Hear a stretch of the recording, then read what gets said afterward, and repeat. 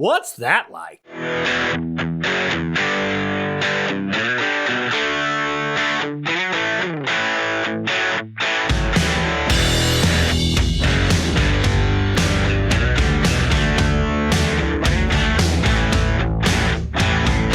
What's going on out there, people? Hey, it's another exciting edition of the What's That Like podcast. I'm your host, John Knowles, here to bring you an exciting guest, Pete Visintin of Fight the Fight. Certainly an organization that many of you in the central Illinois area are aware of. Done tremendous things for a number of individuals and their families in a time of incredible need, and just does everything he can to help out those folks. He's got a wonderful story about how the organization started and what he's done since then. You're going to love what you've got to hear from Pete. Not only is he doing Fight the Fight, he's got Macoupin CEO. We'll talk about that, a wonderful program he does for area high school juniors and seniors to give them the leg up in the business world. He talks about his entrepreneurship, his vlogging.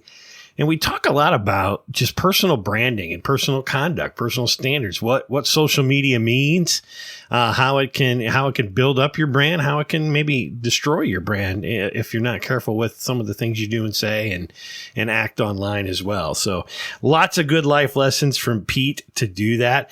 With me on the show today is actually my first guest that I ever had on the podcast, Bobby Krug. Many of you know Bob produces a lot of the show for me as well. He does some video work. He takes all the audio after I've posted it as a podcast. He actually puts it out on YouTube as well. I know a lot of folks, they know how to use YouTube, so that's how they take the show in when they want to hear it. But Bob and Pete go back a number of years. Pete had actually been an interview subject on Bobby's vlog. And Bobby, and when he found out that I was having Pete on the show, he's like, I'd love to co-host it with you. I said, absolutely. And certainly this is a direction his career will take him. And, you know, as this is not a profit center for me to have the podcast. It's really there to help all of you out as listeners, bring a platform to interesting people like Pete. And it's there to help a guy like Bobby out as well as he prepares for a career in this industry. For me, many of you, if you're listening for the first time, podcast is free. It's never going to cost you a thing. I don't have any sponsorships. This is something I do. I fund myself. I do it as a hobby because I like it. I listen to a lot of podcasts as I commute back and forth to work. And I was like, this is something I could probably do myself. But what does this area need? And it needed a voice. And it needed a voice to bring the most interesting people, places, events, things that are going on in the central Illinois area that maybe in a long form we can get some of these folks to talk about it. In the past, we've had Bobby, like I said, he's a go-kart racer down at Gateway International Raceway. We've had Jason Kramer from Staunton, who at 47 years old, he's ran his 13th Boston Marathon. We tell his story. I've got Emily Schneider, a Mont Olive girl as well, who wants to be on Saturday Night Live. She's taking classes at the Second City. I've got Tim Boostrom, a fellow from Muscuda, Illinois, who went to Cubs baseball fantasy camp. We've got so many Cub fans in the area. Wonder what it would be like to go to Cubs fantasy camp, and Tim tells you all about that. We've had Zach Weigel from Hillsboro. He runs Stamp Out Cancer. He's a big part of Imagine Hillsboro and the summer concert series over there and the things that he does in that community. Tremendous story as well to hear from Zach. And then last week we had Kaylin Chardon, a ghost hunter. She runs Haunted Carlinville, also does tours out of Alton, Illinois for a company named American Hauntings. Tremendous story as well. So just in the list of things that you've heard there, you can see the breadth of different characters and that I've had on the show. They're all interesting. They're all great people. They've all had a great story to tell. I hope you all find it as entertaining to listen to as I find it entertaining to bring it to you. That's what the podcast is for. It's for you, the people. If you've got ideas, thoughts, potential guests for the show, things to promote yourself, let me know. Drop me a line at the What's That Like podcast page on Facebook. There you'll find it. Like the page. You'll get all the show notes. You'll get upcoming episodes, a way to contact with me and the folks in the community, and I'd appreciate you doing that as well. The show's always on iTunes. You'll find it on SoundCloud, Stitcher. Bobby puts it on YouTube and on his ATA Network channel.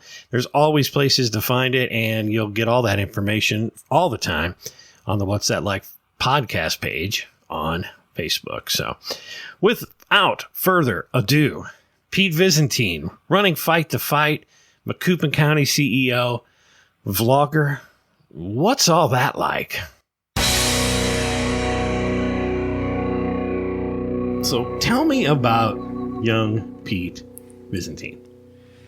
Yeah, so I grew up in Gillespie, graduated from Gillespie High School in 2003, played sports all my life, came from a hard-working middle-class family like most of the people around here. Did what I was supposed to, went through college and high school, got the grades, studied hard, but that's pretty much all I did, study and play basketball. And when I graduated from college with a general business degree, I figured out that I was screwed. I mean, life slapped me straight in the face. Yeah. After I walked across the stage and got my diploma, I was not ready because I never did anything outside of my comfort zone to get prepared for the professional world. So when I got done with college from 2008 to 2012, that was a really rough time in my life, and it should have been one of the best times in my life. Let's go back a second now, Pete. In high school, you said you played sports. Basketball, any other sports? I played a lot of sports when I was young. By the time I graduated my senior year, basketball was the only one I played and cared about. Okay. And then you went to, you mentioned college. Where did you go to college? I went my first year to Illinois College to play basketball, and then I decided I didn't want all those student loan debts coming out, so then I transferred to SIU Edwardsville, graduated from there with my bachelor's in business administration, then my master's in business administration, my MBA a year later. Well, what was different the moment you walked across that stage that you said slapped you right in the face? The real world's a jungle compared to college. College, everybody, you have a set plan. You go to class, study, get the grades, and you're successful. The real world don't work like that. I had no professional contacts. I had no relevant business experience. And, I was just out there in a general business degree. The biggest problem was I had no direction. I did not know what I wanted to do. And if you're going into business, you've got to have a concrete direction. That's something that you want to do in mind before you get out, because that degree is good, but it's not your golden ticket to success at all. So you got out of college what year? 2008, I graduated with my MBA. So what happened? What happened after that? After that, I struggled along for the next 4 years, bouncing around from temp job to temp job, had a part-time job, just never really got traction anywhere, found any type of real direction I wanted to go. Then in July of 2012, my dad got diagnosed with brain cancer out of the blue. Okay. So we were going through that whole process. That was my trigger. That was when my switch got flipped, and I decided to start my own business, and I found my direction instantly. And that business is? It's called Fight the Fight, and it's a not-for-profit clothing line that I run out of my house in Gillespie. Okay. So 2012. Summer 2012. And you started Fight the Fight. Your dad, I actually knew your dad. I know your dad. You might not remember this. I've met you. You were probably, I don't know, however old you were in 2001 or 2. I actually came to your house one time and bought a radio control airplane from your dad. Yep. Yeah. And I remember walking into the basement. You were bouncing around or whatever. And I remember walking into your dad's kind of room, not unlike this. Yep. But there's just a lot of his little man cave room stuff. Yeah. And I will tell you, all these years later, I was building this room out, and I'm like, I want a room like that Pete Visintin had. Yeah. So you started that in honor of your father. Really, it motivated you to get this going. Tell me about Fight the Fight, the company. What's it all about? It's a nonprofit organization. So we sell clothes to raise money to give to people to help pay large medical bills. The reason that I started it was when we were in the hospital with my dad, through the whole diagnosis and treatment process, I started noticing all the other people around us in the ICU and in the hospital. They weren't as fortunate as we were to have a lot of family there and, to be set up where we could be there every day to visit. Because me and my wife drove an hour each way for 40 days straight when he was in the hospital. And I looked around at the other people and I knew they weren't as fortunate. And I wanted to come up with a way to just show up with a check to help them out. They could use it for whatever they wanted, whether it's food, lodging, or the actual medical expenses themselves. So the tagline of Fight the Fight is... It's clothing that inspires. Yeah, and it really does. And is there a story behind the logo itself? Yeah, definitely. So I knew that I wanted to have a business and a clothing line that was a brand and not a charity, looked at as a brand and not a charity. So I wanted it to be cool and not so much the cause, because the cause will only get you so far with the marketing environment there is today. It's got to be cool. People have to want the product. So right from the very beginning, I wanted a logo that was cool and a name that was cool, but told the story of the brand. So one day we're on the way home from the hospital in my car. Me and my wife are trying to think of names that reflect what we're trying to do. And she just blurted out, Fight the Fight. And I said, that's it. We're going to FTF. We're going to go with that. And then the rest of the way home, I thought about the logo and what I wanted and all the different elements of it. And by the time 30 minutes later we got home, I ran inside, got a pad of paper and sketched it all out right away. Got it out of my head right away. And that was it. So the cross in the middle represents the doctors and nurses that we felt like were the angels on our shoulders. So do the wings. And then the shield represents the protection from financial worry and stress so we can offer people. And then the double Fs represent the brand. So it has meaning, but it also looks cool. It does look cool. Yeah. And I tell you what, if you're in Central Illinois, you immediately know what that is. I mean, I've got friends here in Mount Olive that, I mean, probably you're some of your best customers. Yeah. Their entire wardrobe seems like they have it. So if you're not rocking the fight, then I don't know what you're doing here in Central Illinois. I don't know either, John. I really don't know either, John. It's a win-win because you're not only going to look good, but you support a great cause at the same time you do it. So we donate more than 50% of the proceeds from every single purchase to the people that we help out. We donate to 2 people a month, either the 1st to the 15th or the 16th or the last day of the month.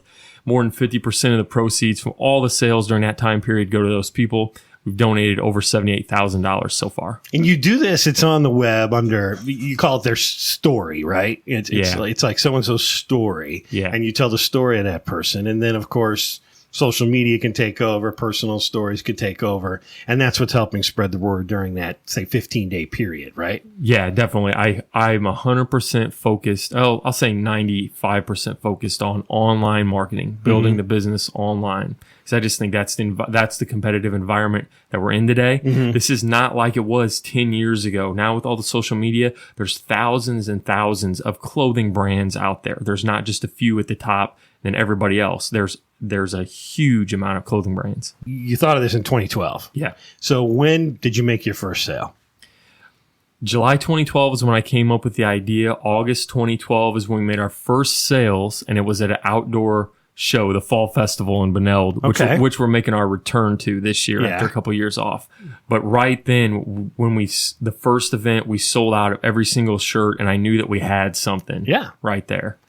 It's been essentially then 5 years, give or take, right? Coming up on 5 years. How many families, people have you helped, affected? 60. 60. Yep. 60, and it'll be 24 a year for the foreseeable future. Yeah. And do you have a total on how much money you've raised for these folks? Yeah, it's over $78,000 so far. $78,000. Yeah. Unbelievable. Yeah. I remember you coming on my radar through Facebook, and it had everything to do. You were trying to get a commercial in the Super Bowl. Yes. Tell me about that story, that journey. Yes. I think that was 3 years ago. So Intuit, the company who owns QuickBooks, had a contest, and I believe that was 2014. And they had a contest. You could win a 30-second spot in the Super Bowl paid for by them. And it was based on fan voting to get through the first rounds. Well, out of tens of thousands of submissions, we were number 2 in the voting. The only organization to beat us was the organization in Colorado that wanted to legalize marijuana. They were the only ones that got more votes than us. That's not fair. Yeah, that's not fair, is it, Bob? No, that's not fair. Yeah, it's just not fair. But that whole process was great, going for something crazy like that. We sent in promotional videos. We had everybody on the internet voting. They got just the process got us so much visibility. Yeah, it was great. And we didn't end up we got past the first round, but not past the second, because the second round was based on a panel decision from inside the company. And I'm thinking because of our nonprofit status, that's the main reason why we didn't get it. Okay. Yeah.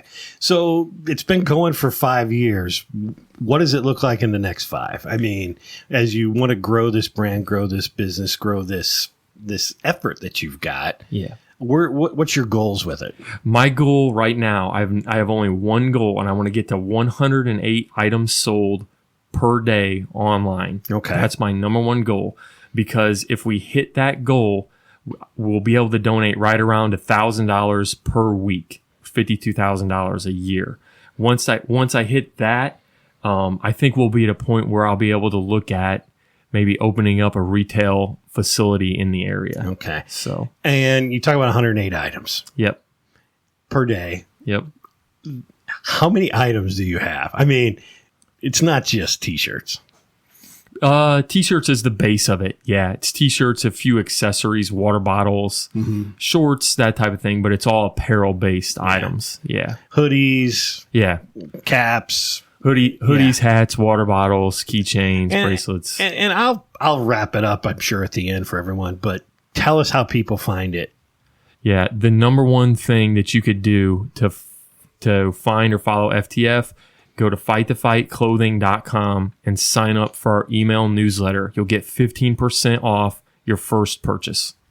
We send out 2 emails a week. One email is detailing all the new products that we're releasing every week.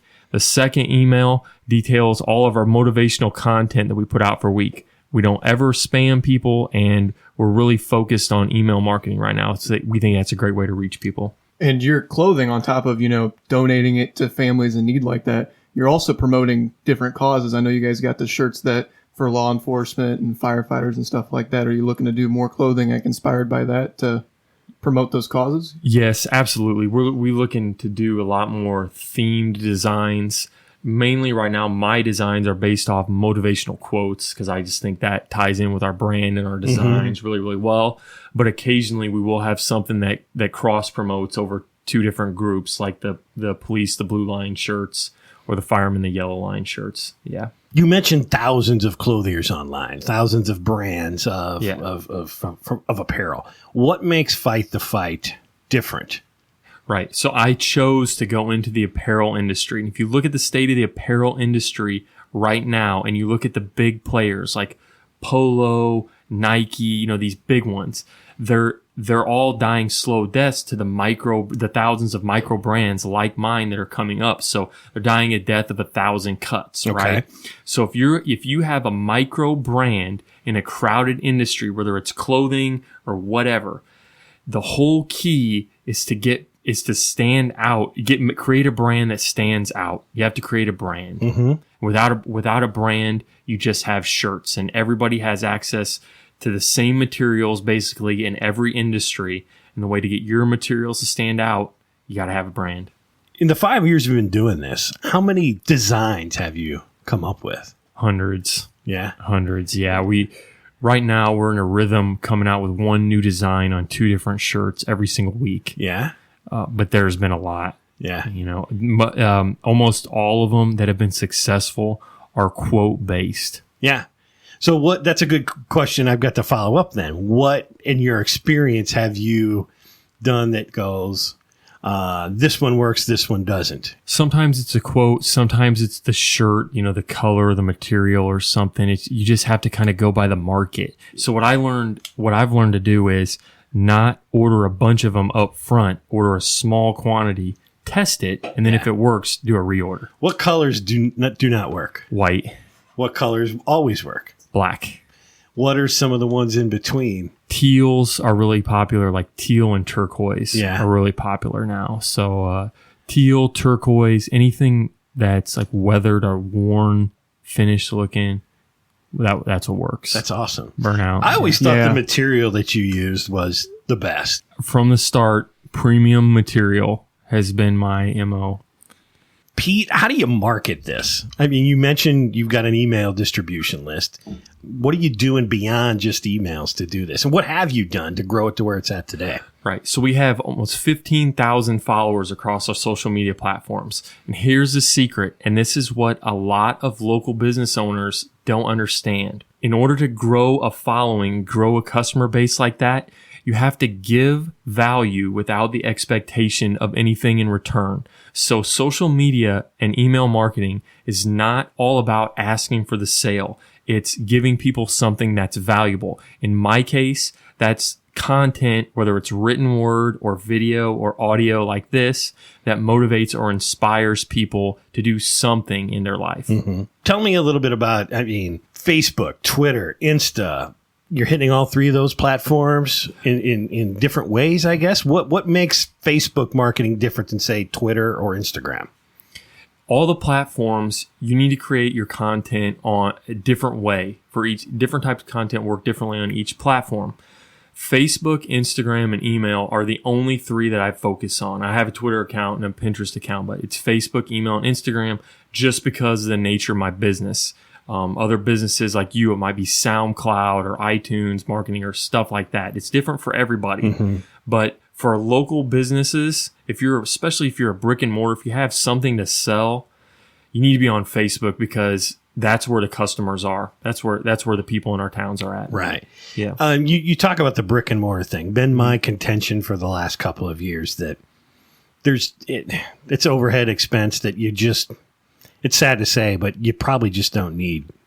Yeah. Okay. I think with the brick and mortar in our towns, the reason that it's failing so much, people are doing it backwards. People are buying the building first before they've built a business. We need to reverse that whole mode of thinking. We need to build the business first out of your house. Mm-hmm. Then once you build it up big enough to where you can safely afford a retail space, then you go get it. Then you revamp the building. Then you bring back Main Street.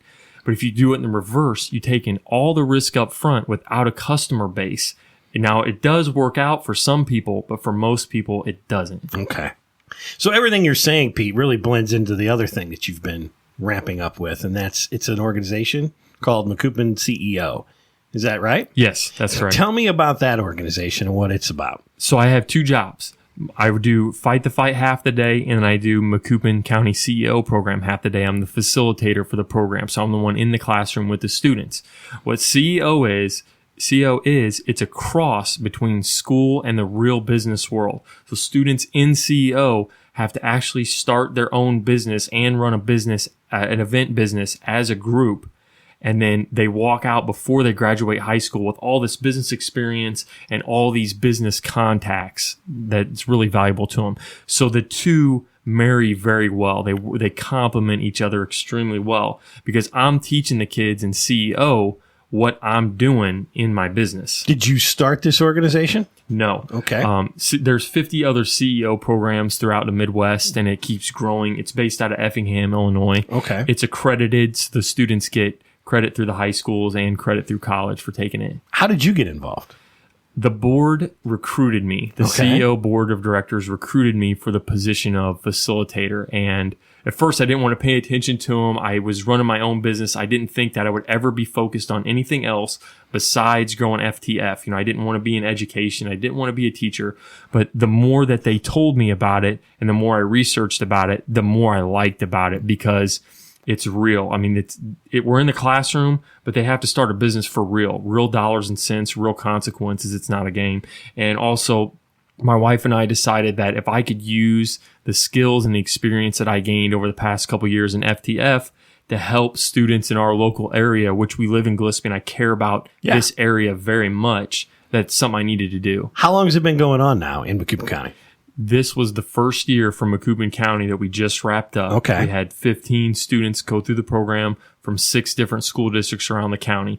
Next year, we're going to have 7 of the 8 school districts involved, and we'll have 18 students come through it. And this is something that they leave whatever school they're at, and they come to... It's their first hour class in the morning. And where do they travel to do this? All different places throughout the county. This year, we met in Gillespie in a conference room the whole year. Next year, we're probably going to meet in Carlinville for the first quarter, and then I'm going to look at how that goes and make a decision. So you did it just past year. Mm-hmm. What are some of the businesses that were born? Yep. So some of the highlighted businesses that were born, we had a kid who started his own nutritional supplement business.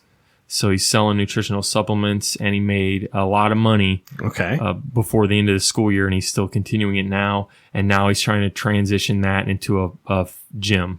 Some of the other ones, we had a girl who had a lot of success with custom vinyl stickers. Just the whole customization thing is huge right now. We had a custom fashion line or upcycling clothing, lawn service, cake pops. One that was really cool. Bobby, you might think this is cool. We had a kid whose business was 3D printing. He bought a 3D printer. Now, he won the lottery because right at the end of the school year, what happened? Fidget spinners. Oh, yeah. He can print fidget spinners. So That's profitable. He hit the fidget spinner boom. Yeah. Bob, you'd have loved this program if you'd have been in high school. Oh yeah, definitely. Because like they have like a lot of programs where you go, to Lincoln Land and Litchfield and you do stuff, but it's like, civilization, history, stuff like that. But with a program like that gears to almost anybody that's wanting to go in the business, industry like that. And you get, like you said, real life experience, you get the credit and stuff like that. So yeah, I would have been all for that, but 1 year too late. 1 year too late. When these kids started, how does that work from a business aspect? I mean, are they registering this? Are they getting a patent? Or, I mean, what could it be? Some of them. Yeah. It's an environment where we make it safe for them to fail, but it's still real. So if they want to continue it, then yes, we'll help them set up their LLC or their corporation or however they want to do it. But they kind of just get to launch it and try something and see how it goes. You said real dollars and cents. Yeah. Where does the startup funding come from? Themselves? Yes, they self-fund it. They have to run a business as a class, and so that most of the time that takes the form of a live event, and they take the money from that. They have to pitch bankers to get a certain amount of that for their startup expenses for their individual businesses the second semester. Okay. So this is like The Apprentice, but real life. Yeah. And with a cooler host. Is that right? Yeah. I don't fire anybody. What else would we want to know about Macoupin CEO? Macoupin CEO, the goal of the program is there's two goals, transformation and preparation. So transformation, these guys walk in as normal high school students on the first day.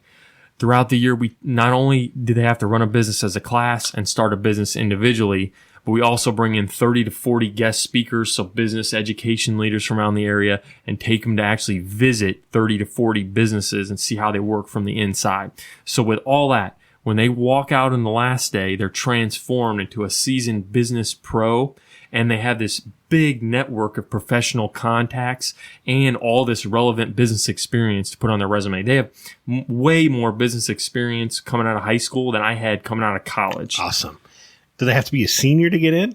Junior or senior. Junior or senior. Yep. And if there's someone listening that's got a kid, or even the kid themselves that's listening here, how would they get into this program? Every year, I do a recruiting visit at all the schools in the county. Then after the recruiting visit, they have to go get an application from their counselor, fill it out, and turn it back in. So it's very similar to applying for college and getting accepted for college. Is it limited to the number? Yeah, 18 or 19 is our top limit that we can take. Okay. Just because there's so much involved from me. Is it so many per school?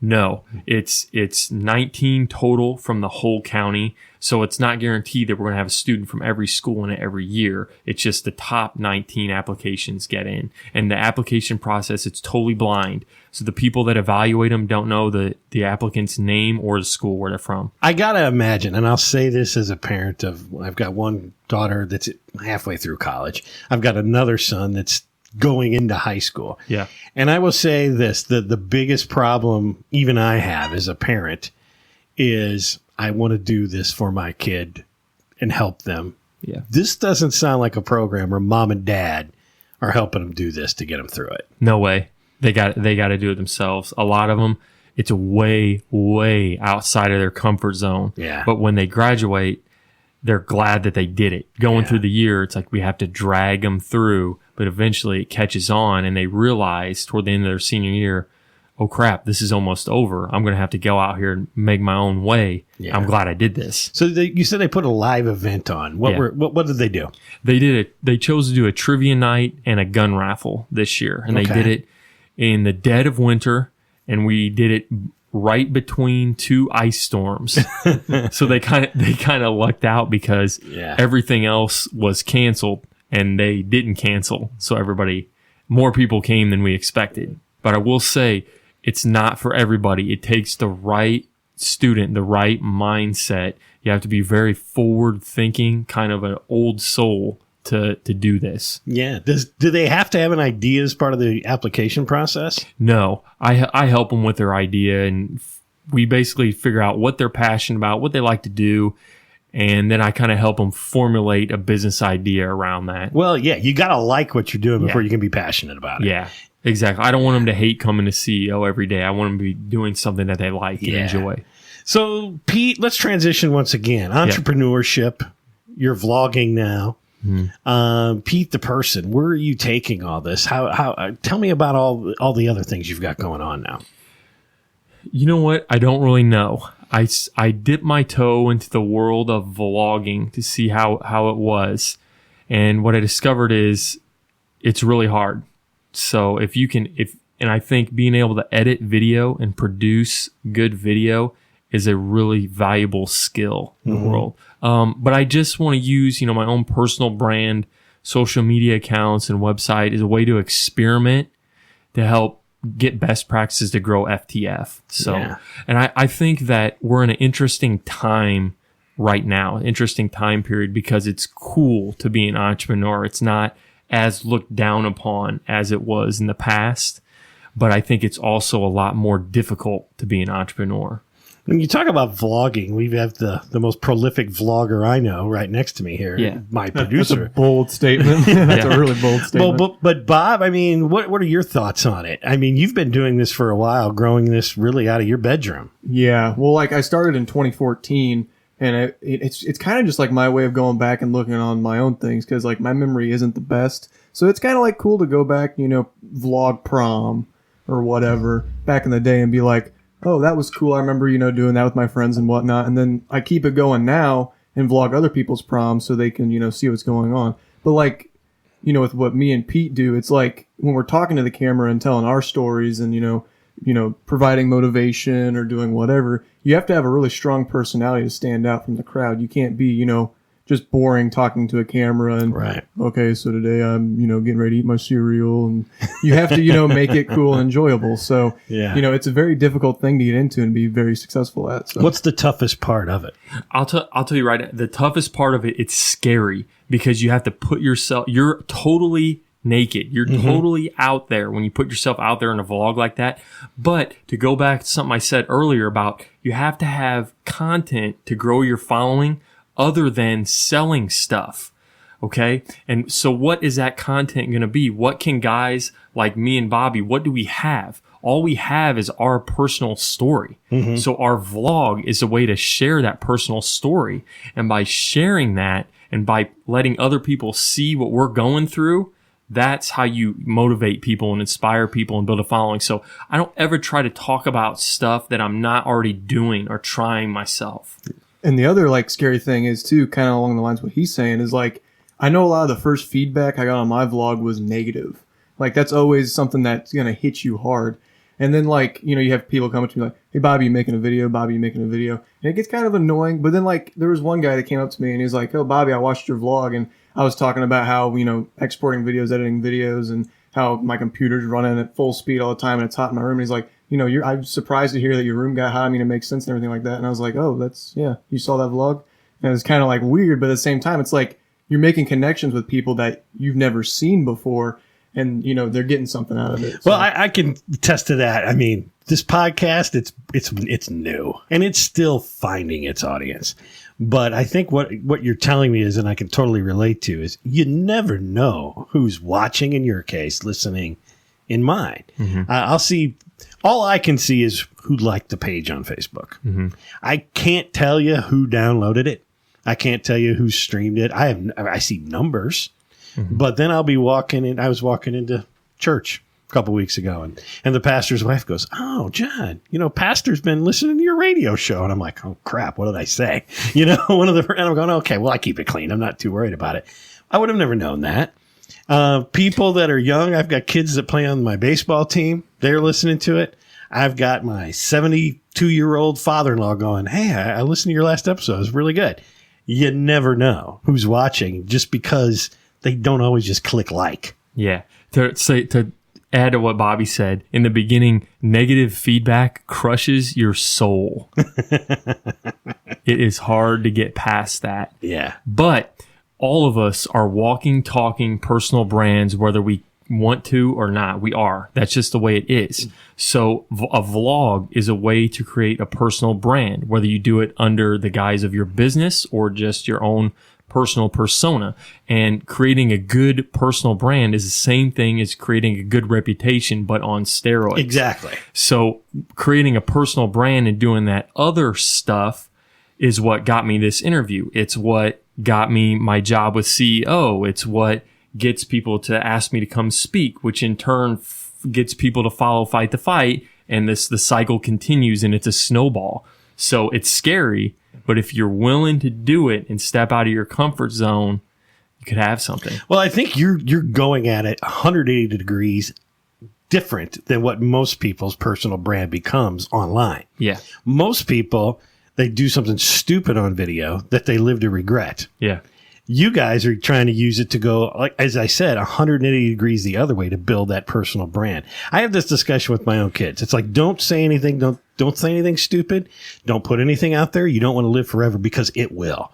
How many times do we have to see this really in the media where something negative somebody did even years and years ago comes back to bite them in the negative way, and their brand is tarnished by that? Yes. If you're in any kind of leadership position at all, whether you're a teacher at school or you're the head of an organization like I am, or you're the face of the podcast like you are, the face of the vlog like Bobby is, you are always on. People are always looking at you, always judging you. So if you mess up, that's going to hurt your personal brand. So you really have to be careful about what you say, what you do. And also, you want to be a good person. So you want to make success by building the biggest tower, not by tearing all the other buildings down around you. And I think something like a vlog or a podcast or a blog, putting yourself out there on the internet, it only is going to amplify what's already there inside you. It's not going to diminish what's there at all. So Pete, I've heard your story.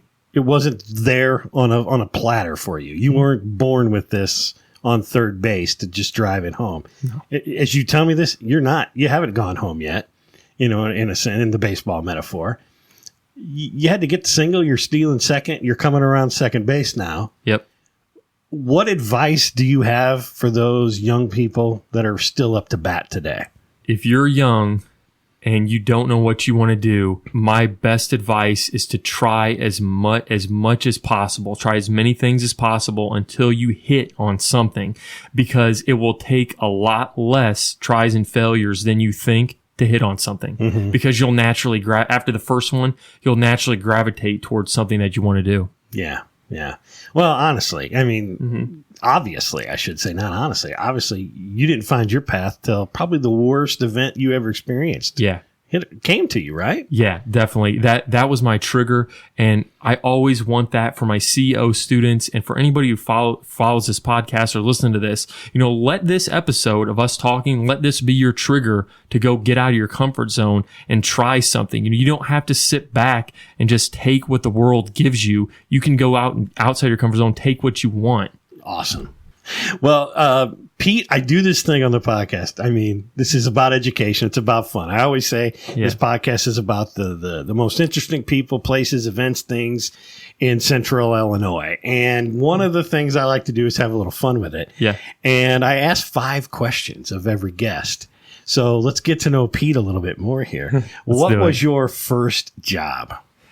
My first job was... The first fact about that is it was ridiculous, because my first job was not until my junior year, second semester of college, my very first job, which was a huge mistake not working for that. But it was not a good gig. I was making car cleaning chemicals in an unair conditioned warehouse down in South Roxana, and it was not what I wanted to do with my life. It's motivation to find something else. Yeah. But I will say that job, I learned more in that 6 months I did that job than I probably learned my entire college career in business school. You mentioned that, and personal story for me. It's not here, but I have a copper cup that sits on my desk at work. And I made that copper cup. I got out of college much like you. I have a degree in criminal justice. I never put a badge on in my life. Yeah. Found a different path, just a whole nother thing. But that copper cup, I made these with a big machine. A feed of metal comes in, pounds this cup up, and it makes this cup, and they later turned them into fuel injectors for Caterpillar tractors. Yeah.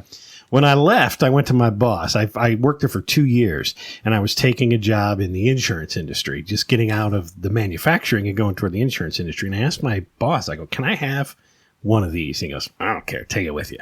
But you had to clear it before you could walk out the front gate. It's 20-something years later. That cup sits on my desk every single day. I keep paper clips in it. Yeah. Whenever somebody asks me what that is, I say, that's the reason I'm having a better day than I did 20 years ago in that job. Yeah. Anytime I think I've got a bad day where I work now, I look at that cup and go, I got it pretty damn good. Yeah. Interesting story, kind of a parallel there. Yeah, definitely. What CD is in your car right now? Right now, I don't have any CDs in my car, but I listen to Spotify a lot, and John Legend. Yeah? Yeah. I've got to change the question. You're probably the fourth guest in a row I asked that question of a CD, and they go, I don't really listen to CDs. Yeah. I'll tell you, I right now, I'm hooked on John Legend, The Weeknd, but when I'm in my car, that's Spotify, when I'm in my car, I listen to Sirius Radio, the 90s channel, because I'm a 90s kid. Yeah. So every time I hear those 90s songs, it just brings me back. What's your favorite song from the 90s? I just told my wife this the other day. It's not a well-known song, but it's from the New Radicals. I don't remember what the name of the song is, but they're a one-hit wonder, so they only had one hit song by the New Radicals. But for some reason, that song just immediately transports me back in time to those good old days. You know what? I think you've inspired me to replace the CD question. I'm going to replace it with this question, and you're going to be the first person that gets asked it. So you get 6 questions, not 5. Yeah. What's the one song you love, you'll find yourself singing, that you wouldn't want anyone to know you knew all the words to? Oh my God. Yeah, man. I got a good answer for this. Yeah. It's Let It Go from the movie Frozen. There you go. Not a good answer. 2-year-old daughter. Yeah, there you go. Tell us. Bob, what would yours be? Oh, probably Baby Got Back. Baby Got Back? Yeah. Yeah. Mine would be. I'd be, prom, Valentine's dance, whatever. I'd be that guy that's just like rapping and, going ham. Everyone's like, what's Bobby's issue? What does he have? And it's like, mine, I don't think yours is so embarrassing now. Mine was Bop by Hanson. Yeah. All right. What's the app on your phone you'd be most embarrassed by as well? Is there a silly game you play or? No, none. None? I am super efficient with my time. I have no entertainment apps on my phone at all. All right, so Pete's kind of boring, I Yeah. guess, but with that question, let's move on. Yep. Pete, what TV show would Pete Visintin be a character on? Now, you're not replacing somebody. You're not going to step in and be somebody, but there's a show that you like or whatever you wish Pete was on the show. What show would that be? Seinfeld. Seinfeld. No question. Me and my wife love Seinfeld. Yeah? We watch it every night. And Would you be one of the core 4, or would you just be one of the guys that they bump into, Kenny ban you every now and then? I always tell Liz I would be Jerry on the show, but she always tells me no, I would be Kramer. So I don't know. I don't know. And when you were growing up, what was the favorite Christmas gift you ever got? Oh, man. Oh, okay. When I was growing up, favorite Christmas gift I ever got was an 80cc Kawasaki dirt bike. Yeah. It was hot pink and white, and it was wrapped in a giant box outside my grandma and grandpa's house, and I somehow walked within 2 feet of it going in the house and didn't see it. We got it home the next day. I got on it and drove it straight into my neighbor's fence and never wanted to get on it again. We went and traded it for a go-kart.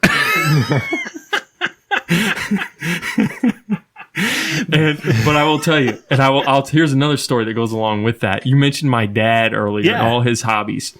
My dad 2 days ago got what would have been the Mac Daddy Christmas gift of all time in my childhood. Uh-huh. It's a golf cart that looks like a 1965 red Mustang raised up on regular tires. That's awesome. It's hilarious. That's awesome. That is awesome. Pete, where can we find you online? Where are all the sites that people can keep up with you? The best place to find me is fightthefightclothing.com and get on my email list. You can also find us facebook.com/helpfightthefight, instagram.com/fightthefight, and then my vlog, just search my name, Pete Visintin, on YouTube. On YouTube? Okay. Yeah. Well, great. Well, Pete, I want to thank you, certainly for coming over. Anything else we haven't talked about? I think that during this time that we're in with entrepreneurship, everybody has a shot. Everybody can get in the game.